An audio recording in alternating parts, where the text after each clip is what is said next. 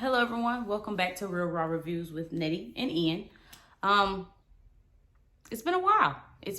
I've been reading, I've been productive, client work, anything you can think of. But I'm here to talk to you about a recent book or a current book I'm actually reading. If you're new here, welcome. If you're not, welcome back. Basically, I love reading. My son, he likes to read too, but he's not as into talking about the books as I am. He just likes to sit and look at and read his books all day. But I am talking about this book, All About Love by Bell Hooks. Now, she just recently passed sometime last year. I hadn't heard of her until a book group that I'm in was talking about all her books. So I was like, okay, I need to read something. So this was a book I received for my birthday. Whoop whoop. And it's really good. It's a great book, but I'm going to be honest because I like to be as honest as possible with my reviews. It starts off very slow, but it is not your typical read. This is not something really you're going to fly through. Now, I've been reading a chapter or two a night consistently. I've started it a while back, actually the beginning of March, but life gets to you at some point. So the last week, I've been diligently getting through it. And literally, she talks about love. She talks about the word love. She talks about what it means in different aspects of our life, different components of life. What is godly love? What does it mean to be loved? What does it mean for self-love? What does it mean? I'm only on chapter 6, but I have highlighted so much. I don't know if you can see. I've highlighted just throughout the book. I didn't put any tabs, but it's a good read.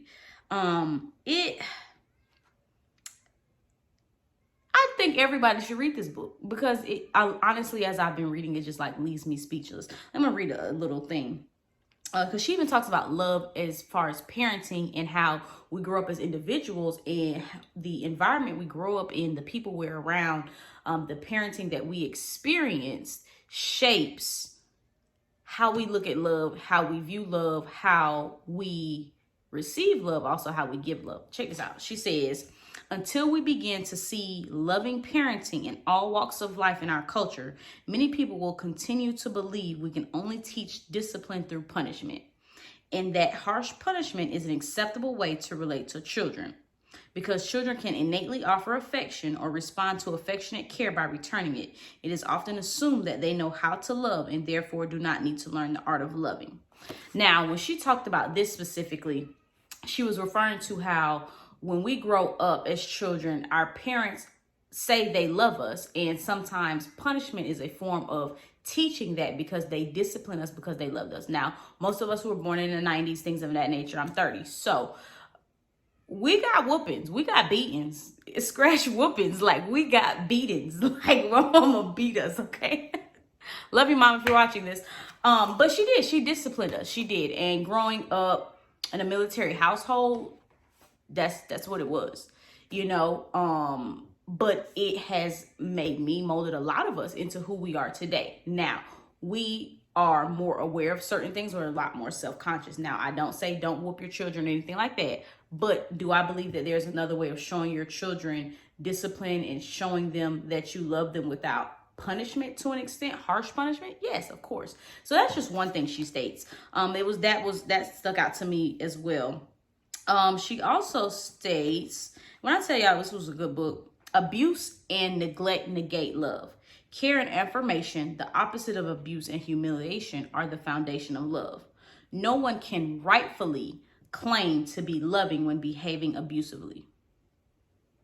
And that can be your current lover, that can be growing up as children, those that have grown up in abusive households, things of that nature. When I say it's a good book and I recommend you read it, she says, so many of us long for love, but lack the courage to take risk. Even though we are obsessed with the idea of love, the truth is that most of us live relatively decent, somewhat satisfying lives, even if we often feel that love is lacking. This specific section, she was talking about that a lot of us will settle for what we deem as love with someone or an individual.